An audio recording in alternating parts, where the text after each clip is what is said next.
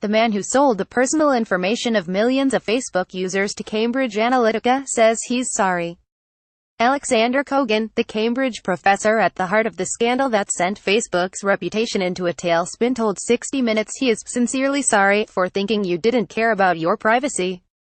Kogan is the developer behind the controversial Thesis Your Digital Life app that collected certain information, location, gender, interests, etc., about users and their friends. He compiled the data from 87 million people and sold it to political data firm Cambridge Analytica, where it was used to try and manipulate their vote in the 2016 presidential election. Mark Zuckerberg called Kogan out during his lengthy testimony before Congress, claiming the psychologist violated Facebook's terms of service by selling the data he collected. Kogan owned up to it, admitting the transaction likely violated Facebook's developer policy, a long-winded document he's not even sure he read. He failed to disclose that what he was really after was access to their friends, and that he was doing the survey for Cambridge Analytica, which used the material to influence people on how to vote. I mean, it never enforced this agreement, Kogan said. They'll let you know if you do anything wrong. I had a terms of service that was up there for a year and a half that said I could transfer and sell the data. Never heard a word. Kogan, who clarified in an interview with BuzzFeed that he's not a Russian spy, doesn't deny knowing what the information would be used for.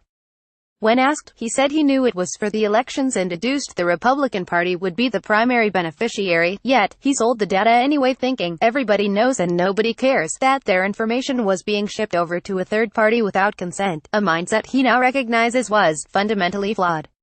Back then, we thought it was fine. Right now, my opinion has really been changed. Kogan said. If I had any inkling that I was going to cause people to be upset, I would have never done it. The reason Kogan was able to capture information from so many users comes down to a troubling Facebook permission that let developers obtain data on the friends of those who downloaded their app. Therefore, if one of your friends downloaded Kogan's app and quickly clicked through its permissions, your data was also scraped and likely sold to Cambridge Analytica. Kogan said collecting information about friends without their explicit consent was a core feature of Facebook and something any developer could do.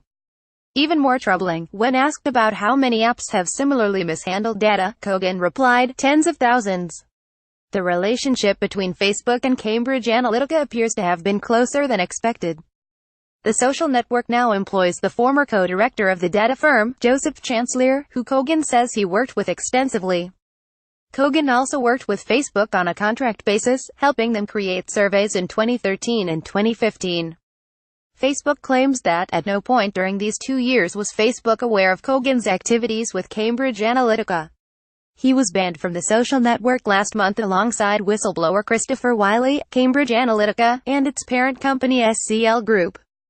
Kogan will testify before British Parliament next week to answer questions regarding his involvement in the privacy breach.